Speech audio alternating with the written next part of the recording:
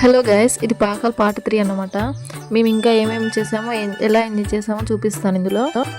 ఎంత ఎంజాయ్ చేసినా మనకి ఏముంటుందండి, చిన్నపిల్లలకైతే ఏ బాధ ఉండదు, ఏం తెలియదు కాబట్టి వాళ్ళైతే మంచిగా ఎంజాయ్ చేస్తారు. ఎంతైనా చిన్నతనంలో ఉన్న ఎంజాయ్మెంట్ పెద్దగా అయినాక అసలే ఉండదు కదా. ఇక్కడ వాళ్ళు ఎంజాయ్ చేస్తుంటే ఇక్కడైతే తల్లి కొడుకులు అయితే బాగా ఎంజాయ్ చేస్తున్నారు. మాకైతే మస్తు ఎంటర్టైన్ అయింది. వచ్చిందే ఎంజాయ్ చేయడానికి కాబట్టి అలా ఖాళీ కూర్చుంటే ఎలా అని స్ప్రైట్ బాటిల్ అయితే తెప్పించుకొని అందరం అయితే తాగేసాం.